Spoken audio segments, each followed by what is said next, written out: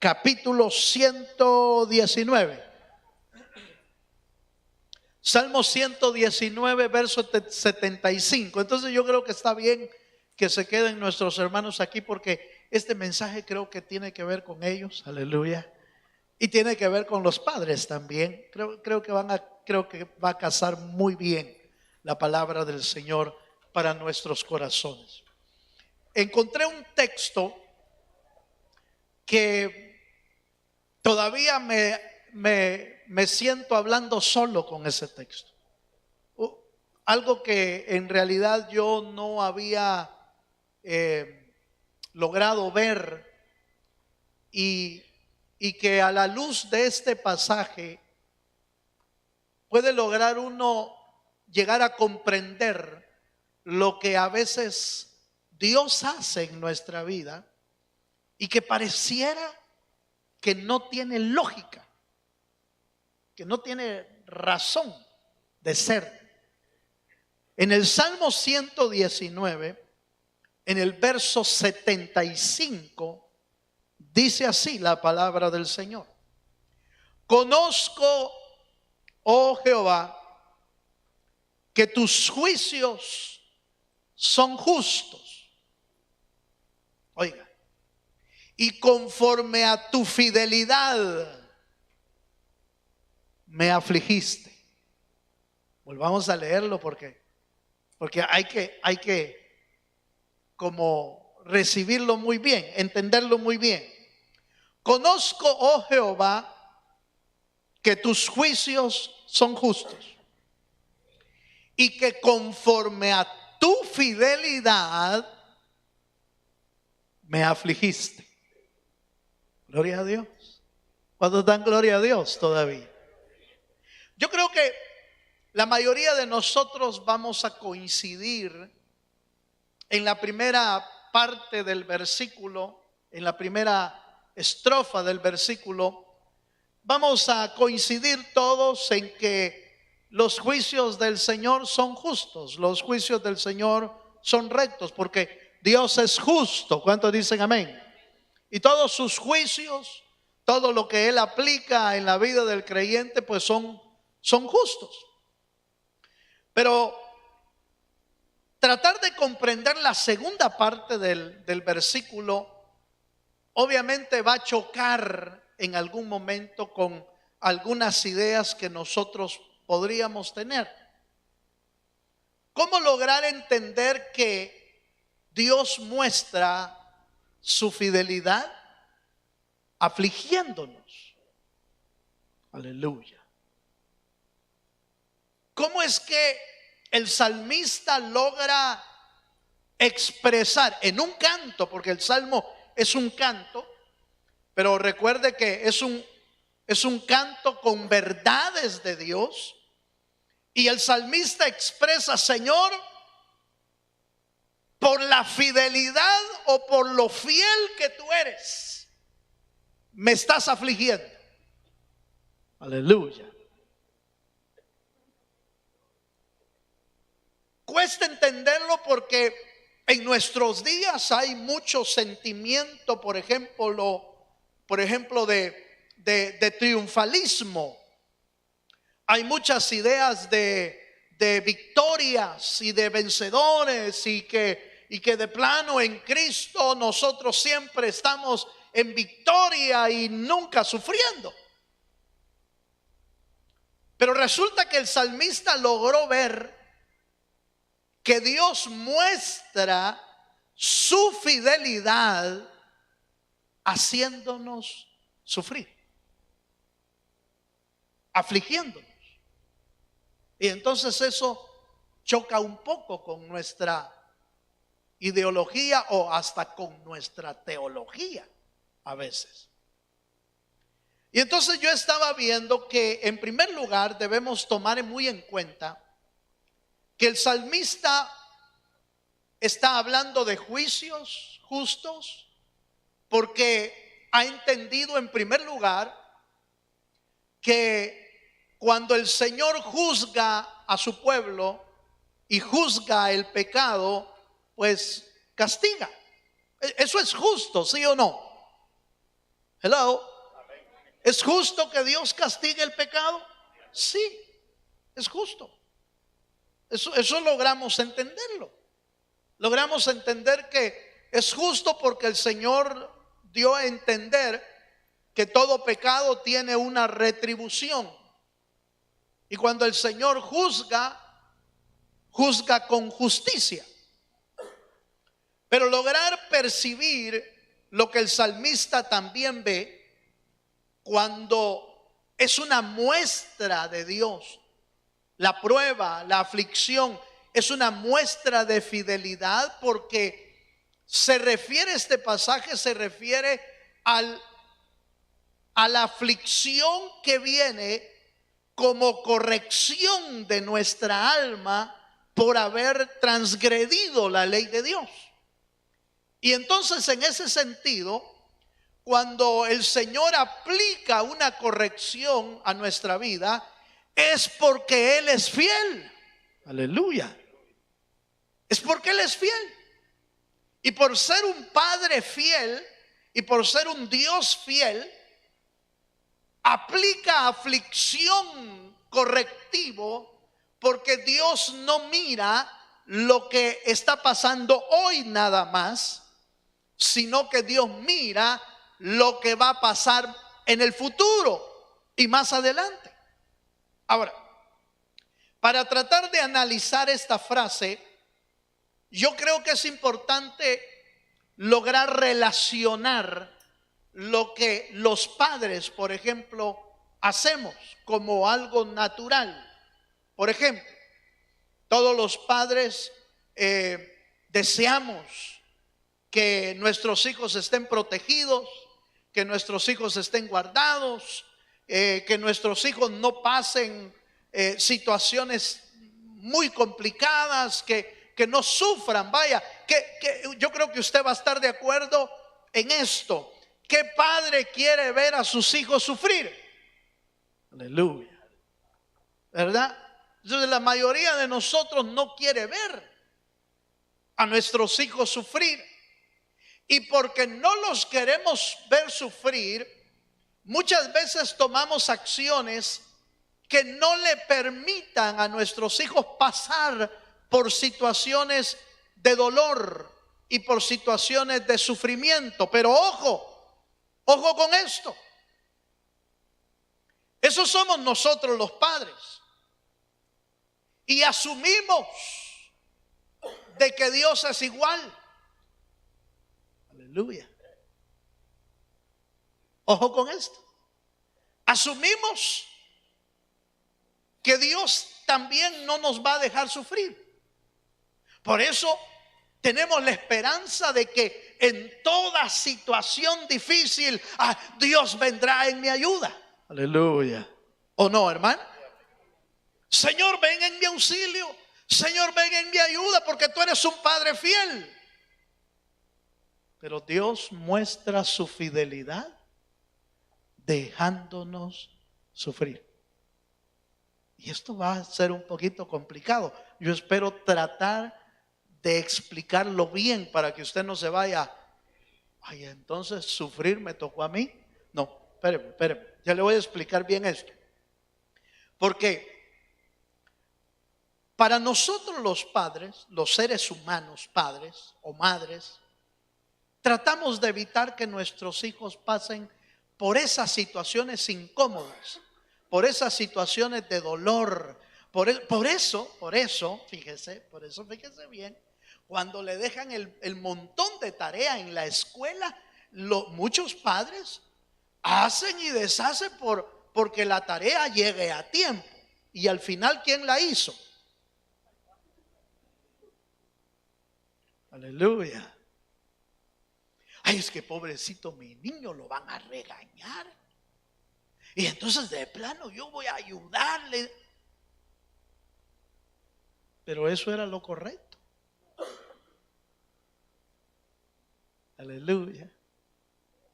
Muchas veces nuestros hijos se arriesgan cuando quieren aprender algo. Por ejemplo, quieren aprender a andar en bicicleta, pero como nosotros como padres queremos evitarles que se golpeen, que no se vayan a raspar, que no vayan a tener un tropezón. Entonces casi nunca los dejamos que vayan solitos, ahí andamos nosotros ahí. Y por supuesto hay padres que han entendido y lo dejan y saben que se van a caer, y saben que se van a golpear, saben que se van a herir, que se van a raspar, pero los padres sobreprotectores no permiten que ande solo porque le quieren evitar, ¿sí? ¿Sí me estoy dando a entender? Le quieren evitar el riesgo de que se golpee, de que se raspe, de que se hiera. Entonces le evitamos eso, pero le impedimos que aprenda rápido a andar en bicicleta. Le impedimos eso. A veces tratamos de impedirle cosas a nuestros hijos que en realidad, si no lo hacen hoy, si no lo aprenden hoy, en el futuro les va a hacer falta. Pero como les queremos evitar, y si no, mire hermano, mire, muchos de nosotros venimos de ciudades y de pueblos donde nuestros hijos crecieron en la tierra. Aleluya. ¿Verdad que sí o no? No sé si usted vino de cuna de oro, pero allá, en el suelo, comiendo tierra, decía que, comiendo tierra, jugando, metiéndose en la lluvia, así, en el lodo y un montón de cosas. Crecieron así. Pero muchas veces aquí no queremos que toquen ni la tierra, porque se van a enfermar, les va a hacer daño. No, muchas veces hay muchos padres que hacen eso, no todos, pero algunos sí, porque les quieren evitar que se enfermen. Sí, pero eso que hacían les creaba defensas, les creaba autodefensas, porque el organismo empezaba a transformar algunas cosas en defensas en contra de algunas enfermedades. Entonces oiga esto que le voy a decir. Cuando el Señor aflige y aflige nuestra vida, es porque está viendo más allá de lo que nosotros vemos. Está viendo más allá. El Señor está viendo, bueno, si hay alguien que puede ver muy bien el futuro es Dios, porque Él puede ver la eternidad entera sin ningún problema. Entonces puede ver nuestra eternidad, inclusive la eternidad del ser humano la puede ver Dios, ya sea en el cielo o también en el infierno. La puede ver el Señor porque Él es poderoso. Entonces la aflicción de la que yo quiero hablarle es de la aflicción que Dios mira en sus hijos, y que tomando en cuenta ese futuro, tomando en cuenta la eternidad, el Señor invierte no en lo que ve hoy, sino en lo que ha de venir. Fíjense. Entonces no le evita Dios en muchas ocasiones, en nuestro amor, diríamos, en nuestro amor a nuestros hijos, hacemos muchas imperfecciones, hacemos muchos errores nosotros como padres. Cometemos a veces errores porque pensamos que lo estamos protegiendo hoy, pero le estamos causando un daño en el futuro sin verlo, porque nosotros no tenemos ese alcance, pero Dios sí. Entonces Dios, cuando actúa y permite que la aflicción, la prueba llegue a nuestra vida, es porque Él está pensando más allá, Él está viendo más allá, y entonces permite muchas otras cosas. Veamos en primer libro de Samuel, capítulo 2, versículo 12 y el 29, vamos a leer. Yo quiero mostrarle cómo el amor imperfecto, porque no es perfecto el amor humano, no es perfecto, pero el amor imperfecto estorba a veces, estorba lo que deberíamos de hacer en nuestros hijos. Primer libro de Samuel, capítulo 2, versículo 12 y el verso 29. Vamos a leer dos versos. ¿Lo tiene, hermano? Mire estos hijos. Los hijos de Elí, dice la Biblia, eran hombres ¿qué? Impíos, y no tenían ¿qué? Conocimiento de Jehová. Versículo 29. ¿Por qué habéis hollado mis sacrificios y mis ofrendas que yo mandé ofrecer en el tabernáculo? Y has honrado a tus hijos más que a mí, engordándoos de lo principal de todas las ofrendas de mi pueblo Israel. Vamos al capítulo 3, versículo 13 del primer libro de Samuel. Este ya es el juicio contra Elí. Y mire lo que dice. Y le mostraré que yo juzgaré su casa para siempre, por la iniquidad que él sabe, porque sus hijos han blasfemado a Dios. Y él, ¿qué dice, hermano? ¿Cuál fue la razón por la que Elí no los estorbó? Bueno, podrían haber muchas cosas. Negligencia de parte de Elí, muy suave su trato para con los hijos. Pero vayamos un poquito más profundo. ¿Usted cree que Elí amaba a sus hijos? Aleluya. Yo creo que sí. Yo no creo que Elí los odiara, porque de hecho les habló a los hijos. Les dijo: no, hijos, esto que oigo no es bueno, es mala fama. Van a hablar mal de ustedes y van a hablar más de Dios. No, mi hijo, no está bien. Bueno, les habló. Eso me da a mí la pauta de que Elí no odiaba a sus hijos. Por supuesto que no los odiaba. A mí me da la pauta que los amaba, pero con un amor imperfecto, con un amor humano. Un amor que no logra ver más allá, sino que ve el presente, nada más. Es que no, miren, mi hijo, no los quiero incomodar, no los quiero dañar, no quiero que se sientan mal conmigo. Miraba el presente, pero no miraba el futuro, no miraba más allá.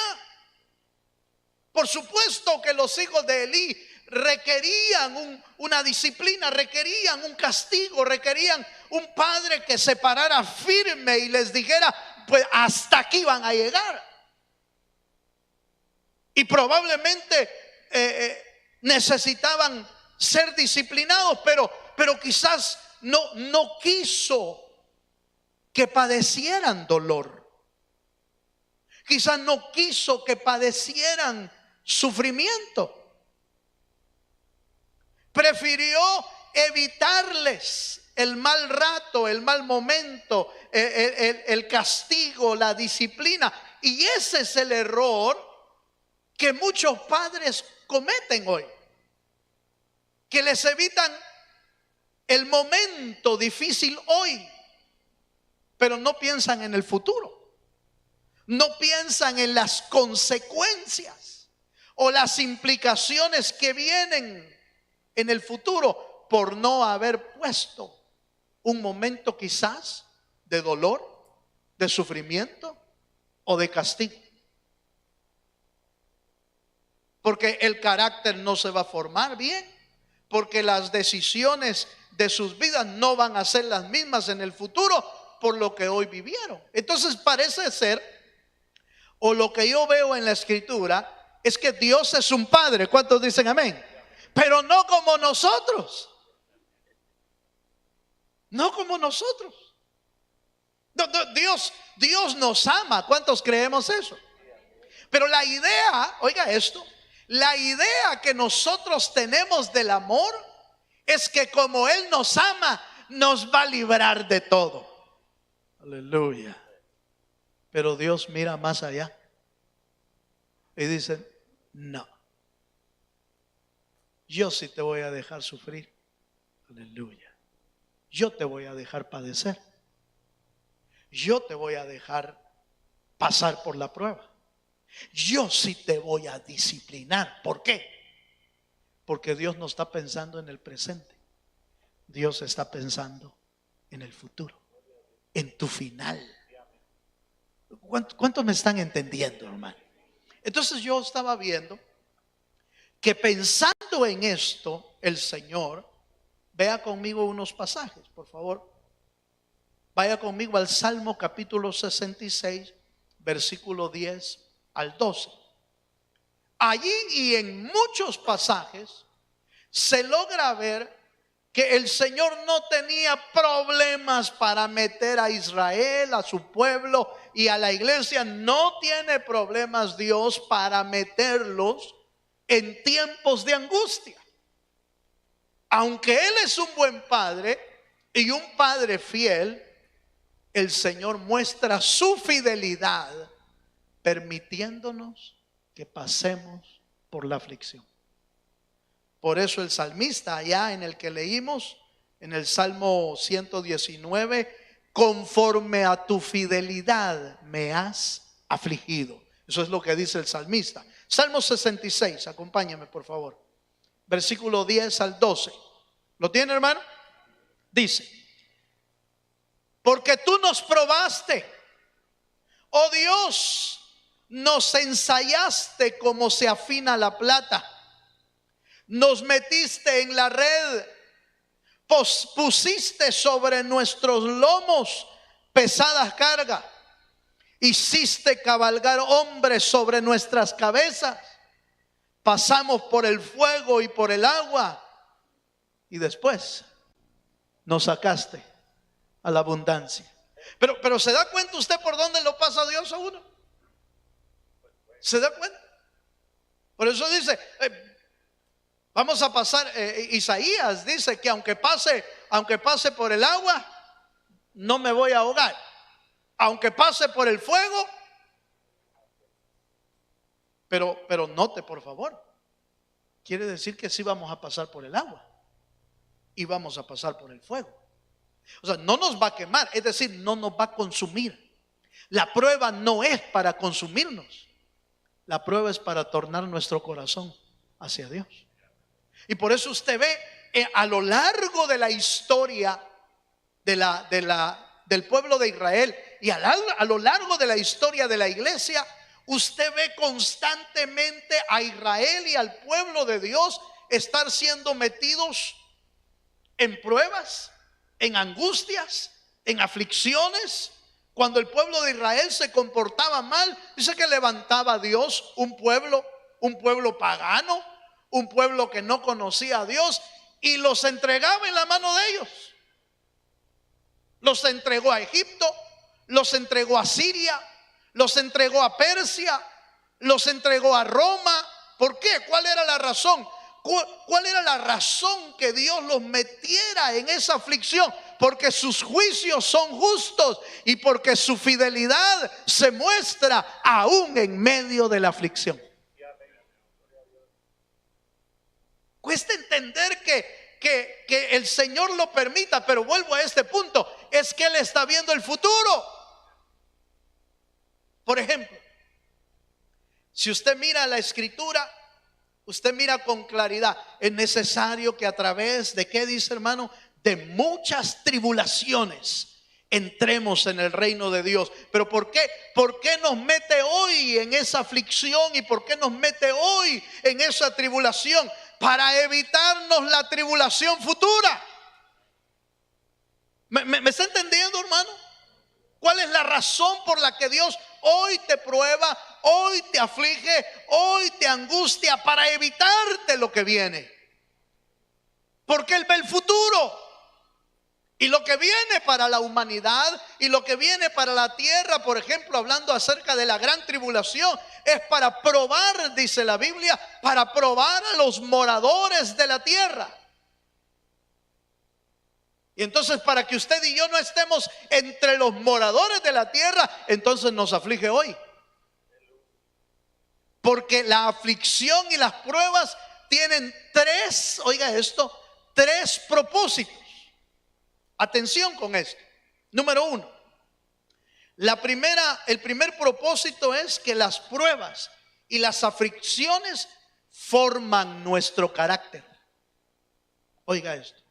Las pruebas y las aflicciones forman nuestro carácter. Acompáñeme por favor a Hebreos capítulo 5 versos 7 al 9. ¿Por qué Dios nos aflige hoy? ¿Por qué Dios en su fidelidad nos está probando? Porque Él está viendo el futuro y porque la aflicción y la prueba de hoy servirá para formar nuestro carácter. Hebreos capítulo 5 versos 7 al 9. Ahí estamos, hermano.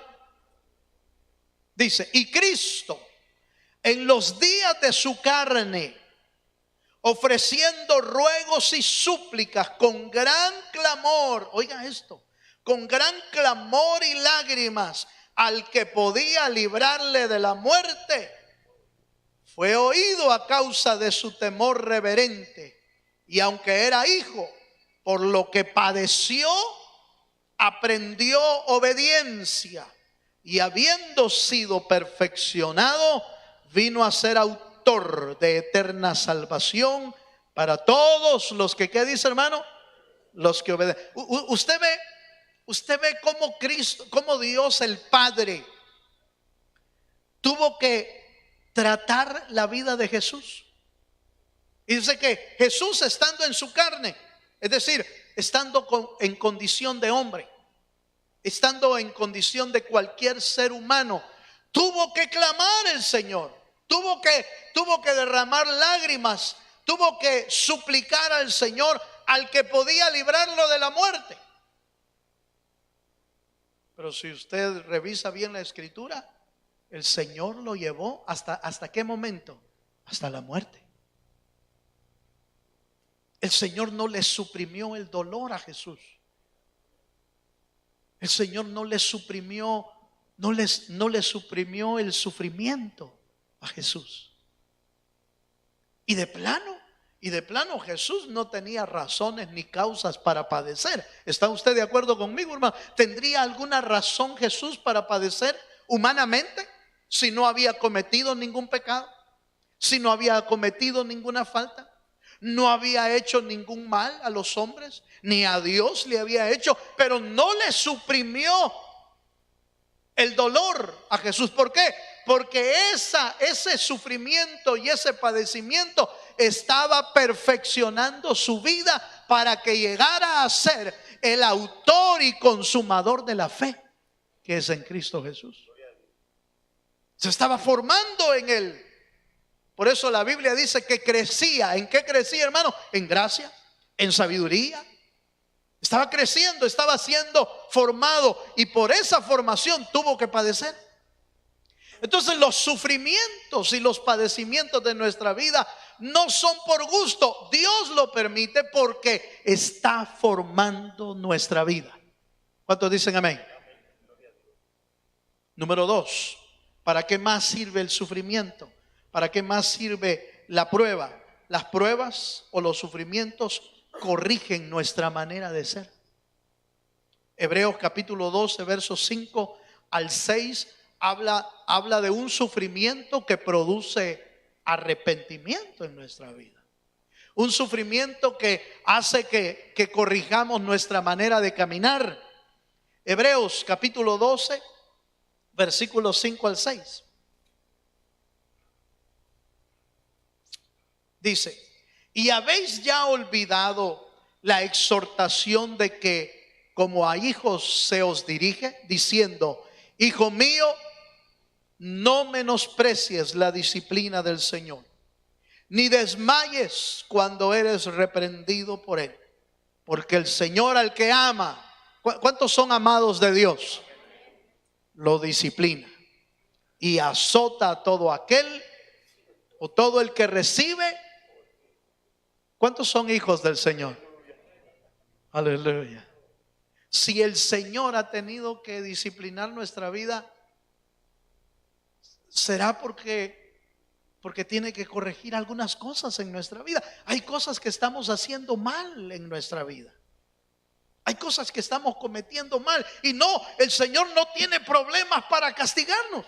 El Señor no tiene problemas para decir, ay, pobrecito mi niño, yo no le voy a dar. Dios no tiene ese problema. Ahora, ¿es mal padre por eso? No. Es que Él está viendo al futuro.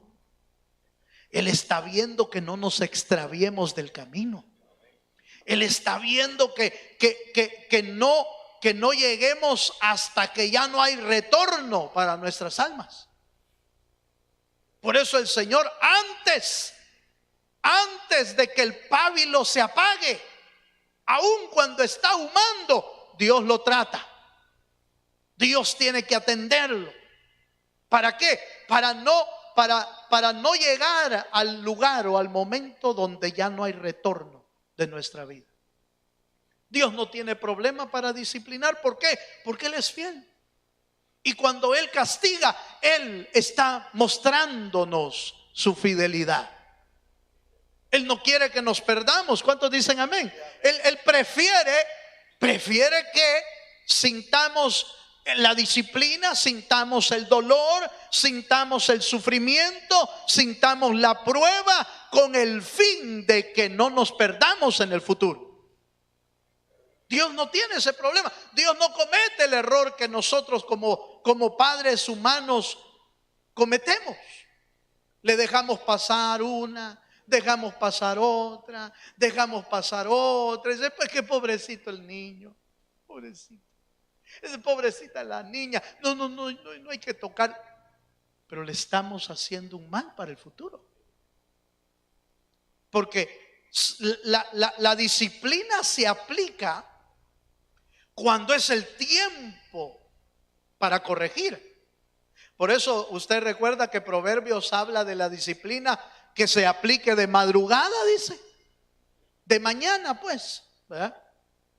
Que apliquemos la disciplina de mañana, como dando a entender cuando es temprano en la vida de la persona. Eso es lo que está dando a entender. No que se levante a las 4 de la mañana a darle, vaya mijo, levántate que te toca la. No es eso. No es a las 5 de la mañana, no, es temprano en la vida del niño, quiere decir. Es cuando todavía tiene arreglo. Es en el momento justo que hay que disciplinar. Es en el momento donde hizo la infracción, para que sea consciente de lo que está pasando en su vida. Entonces Dios no tiene problemas para aplicar la disciplina. A mí me llamó mucho la atención, fíjese hermano, que la parábola del hijo pródigo es una muestra pero linda de cómo Dios trata a sus hijos. Fíjese, está claro que el padre de familia del hijo pródigo y del que se quedó en la casa, que para mí, yo lo expliqué así una vez, para mí los dos son hijos pródigos, los dos. Uno porque se fue deseando la herencia, y el otro se quedó pero no usaba la herencia de todos modos.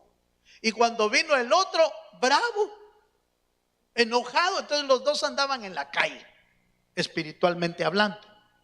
Ahora, el punto es que el padre del hijo pródigo representa a Dios, definitivamente. Pero a mí me llama la atención que el hijo pródigo le exige al padre la herencia. Y el padre, como ve el futuro, aleluya, como el padre ve más allá, ¿qué fue lo que hizo el padre? ¿Se acuerda usted qué hizo? Les entregó a los dos la herencia. Vaya, dijo, entonces aquí está tu herencia y aquí está tu herencia. A los dos dice la Biblia que les entregó la herencia. No solo fue a uno, a los dos. Uno no la usó y el otro la fue a despilfarrar, a botar de todo. ¿Qué padre hace eso? Normalmente los padres humanos, no, mi hijo, no te vayas, si aquí vas a estar bien. Y no, mira, y muchas veces caemos en el error de hacer lo que los hijos quieren con tal de que no se vayan a dar en la cara allá afuera. Ese es nuestro amor humano. Yo estoy más que seguro que nosotros actuamos así. Y yo digo nosotros porque lo más seguro es que yo actuaría de esa misma manera. Dicen, no, mijo, ¿y para qué te vas ahí? No, hombre, mira, calmado, venado, tranquilo, no te vayas, mira esto. Y entonces uno de padre o uno de madre, cuando ya se siente presionado, ¿qué es lo que hace normalmente? Como que uno cede. Dice, vaya pues, aquí están las llaves del carro. Aleluya. Vaya pues, mira, aquí está el dinero. Vaya pues, mira, vaya, ya, está bien, ya no estudies pues. Ahí, quédate ahí trabajando, ya no estudies. Cede uno. Cede. Por amor. Cede. Cede a la petición. Pero Dios, conociendo el futuro, le dijo, vaya amigo, aquí está tu herencia. Y váyase. Se va a ir a quebrar la cara. El padre sabía eso. Le aseguro que el padre sabía. ¿Por qué? ¿Por qué le digo que él sabía? Porque todos los días salía a ver cuándo regresaba. ¿O no? La Biblia dice que todos los días salía a ver en el camino si su hijo regresaba. Él sabía que iba a regresar, con la cara hecha pedazos, con la cara destrabada, pero él lo sabía. No le suprimió el dolor. No le suprimió la quebrada de cara que se iba a dar. Porque él sabía que ese sufrimiento iba a servir para que él tornara su corazón hacia Dios. Entonces, ojo con esto. ¿Por qué Dios permite que nosotros pasemos, hermano, como por el valle de sombra y de muerte? Y parece que Dios se olvidó de nosotros. Pero como Él es fiel, me va a librar. ¿Y si no? ¿Y si no te libra? Y te hace pasar, hermano, porque entiendo yo por librar aquella acción en la que uno ve venir la aflicción, uno ve venir el problema, uno ve venir la angustia, pero cabal en el último momento, Dios mete su mano y te rescata. Para mí eso es librar. Para mí eso es librar. Dios me libró, hermano, viera que tenía, en el último momento me dijo el doctor, no, ya no te vamos a hacer nada, ya estás bien. Entonces uno como con ganas dice, viene a cantar a Dios y remolinea, aleluya, remolinea en el culto y dice, el Señor me libró, sí, pero ¿y si no te libra? Y te hace pasar por el valle de sombra y de muerte, donde parece que uno se va, hermano, se va. Y no te libra Dios. Ay, es que de plano el Señor se olvidó. No. Está mostrando su amor. Está mostrando su fidelidad. Porque el sufrimiento y el padecimiento, cuando llegan a nuestra vida, hermano, forman nuestro carácter o nos corrigen en algo que estamos mal. Pero eso es amor de Dios. ¿Cuántos dicen amén? Y número 3, porque tengo que ir cerrando ya. Número 3, el sufrimiento entonces forma nuestro carácter. El sufrimiento entonces corrige nuestra vida, porque al que Dios ama lo disciplina. Y número 3, las pruebas o las aflicciones preparan, oiga, otra vez, preparan nuestra vida para el futuro. Pulen y refinan nuestra alma para estar preparados cuando Cristo venga. Por eso usted ve la lista, oiga esto hermano, la lista de los que padecieron es inmensa, hermano, en la Biblia. En la Biblia es inmensa toda la gente y las personas que tuvieron que padecer. José fue llevado al desierto, fue llevado donde los egipcios, metido en una cisterna, después metido en una cárcel, después y padeció José. ¿Cuál era el propósito de Dios? Después lo iba a poner como segundo en un lugar. La vida de Moisés sufre 40 años, hermano, preparándolo Dios en el desierto, y hasta que ya está preparado lo levanta Dios.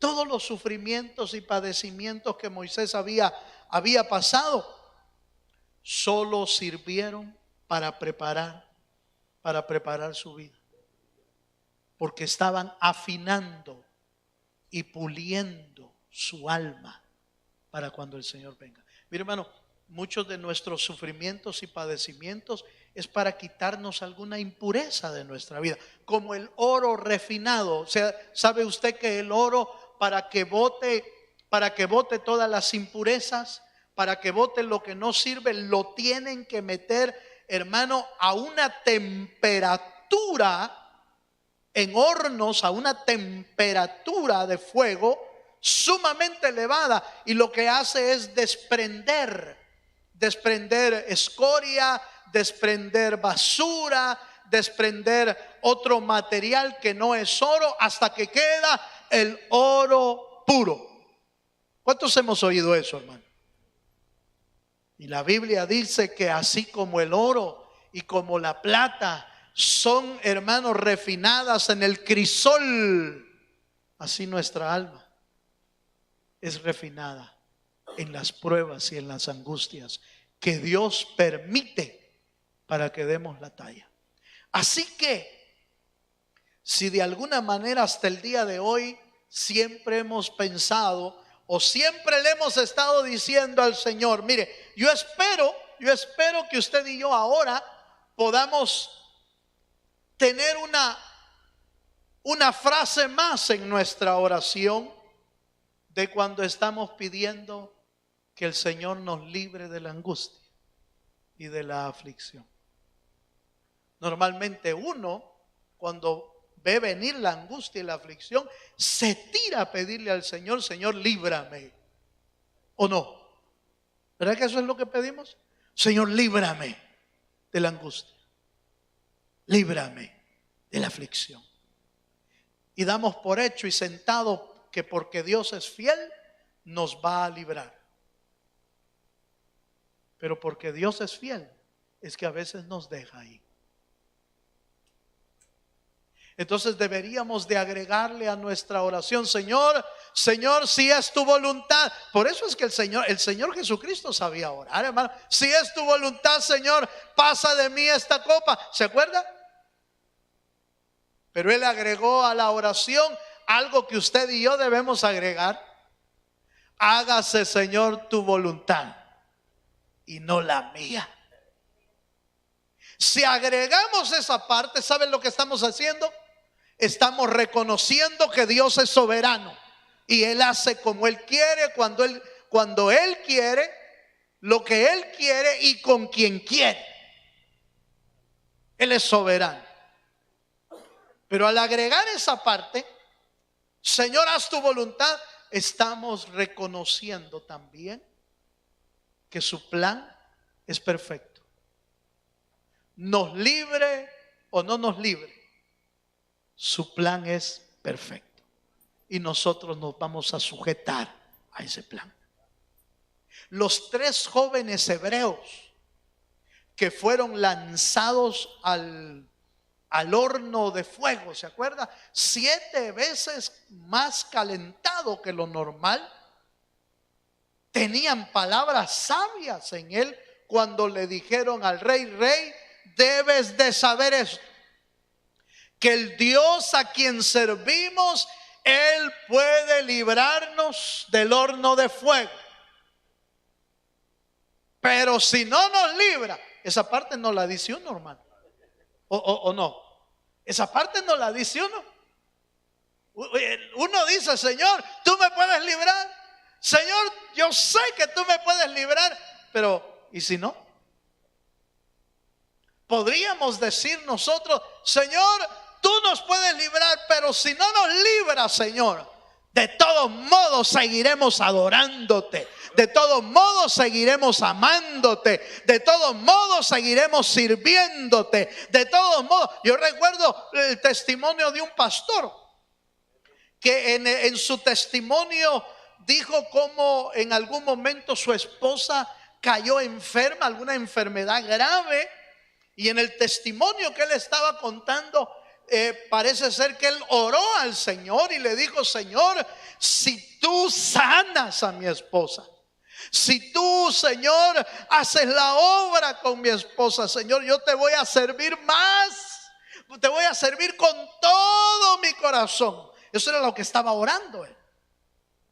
Pero ya al finalizar, estaba tratando de finalizar y como que cayó en el 20. Cayó en sí. Quizás recordó el pasaje de los 3 hebreos. Recordó el pasaje de muchos hombres de Dios que no fueron librados en el momento. Y entonces le dijo al Señor: Señor, si tú la sanas, yo te sirvo con todo. Pero si no la sanas, Señor. Y se quedó como meditando, dice él en el testimonio. Se quedó como meditando y dijo: y si no la sanas, pues de todos modos te voy a seguir sirviendo, si para eso me llamaste. Entonces como que cayó en el 20, que nosotros no podemos condicionar a Dios. Cayó en el 20 que nosotros no podemos exigirle a Dios nada. ¿Quiénes somos nosotros para exigirle? Es mentira, hermano,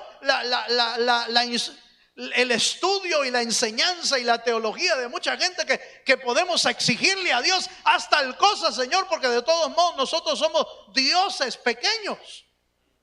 Eso es mentira. No porque somos hijos del rey, Él está obligado a hacer lo que nosotros queramos. Él es soberano.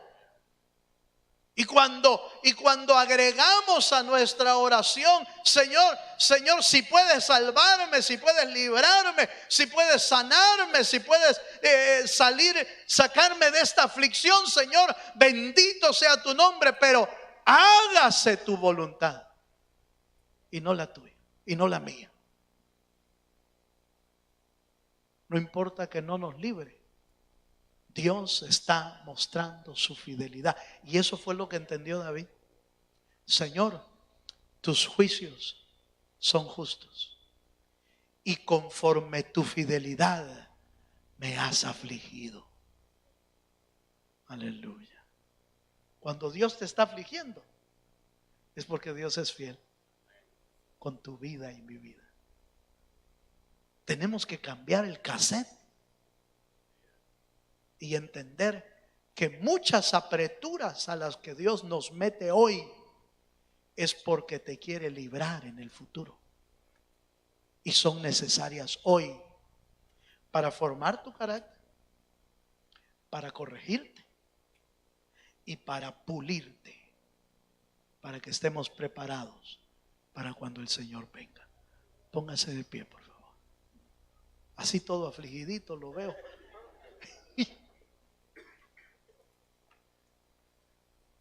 Póngase de pie y preguntémosle al Señor, digámosle al Señor esta noche: ¿puede cambiar nuestra perspectiva de cómo vemos a Dios el hecho de saber que Dios es soberano y que si nos mete en tiempos de aflicción, Él sabe lo que está haciendo en nuestra vida? Cierra tus ojos. Cierre sus ojos Y si usted está pasando por alguna necesidad o alguna prueba o alguna aflicción hoy, y logra entender que esa aflicción, cuando viene de Dios,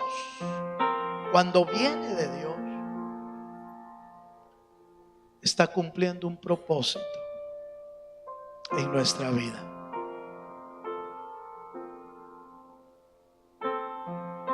Y podemos orar y podemos suplicar como Jesús mismo lo hacía. Clamaba con súplicas y lágrimas al que podía librarlo de la muerte.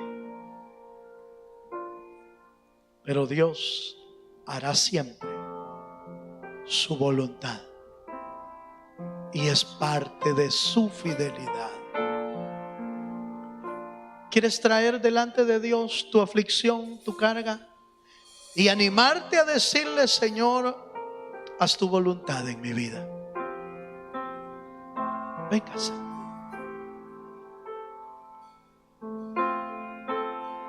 Presentémoslas en el altar.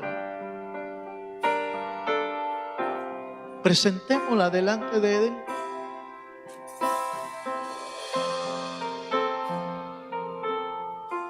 Aleluya.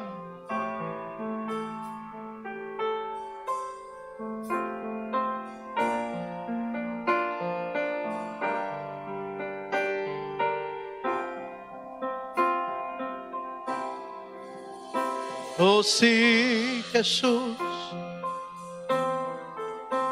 Queremos agradecerte, Señor.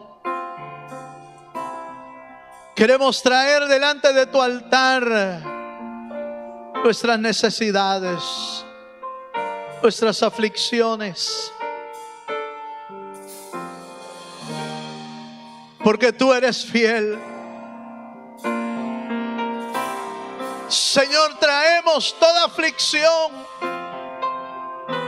creyendo que tú sabes lo que estás haciendo en nuestra vida, creyendo que tú tienes el control, creyendo, Señor, que tú eres soberano, que tú eres fiel, Señor, y puedes librarnos de la aflicción. Pero aún en medio de la aflicción estás mostrando tu amor para nosotros, Señor. Estás mostrando tu amor a mi vida, Señor, aún en medio de las pruebas, aún en medio de las aflicciones. Todo está conforme a tu plan, Señor. Oh, sí, Señor. Tu fidelidad es grande. Tu fidelidad es para siempre. No dejes de creer que Dios es fiel, porque no estás saliendo adelante del problema. No dejes de creer que Dios se ha olvidado de ti. No creas que Dios se olvidó de tu vida. Él tiene el control. Él tiene el control en sus manos. Expresemos esta noche como el salmista: Señor, conforme a tu fidelidad me has afligido, Señor. Conforme a tu fidelidad has probado mi vida, porque eres fiel, porque eres fiel.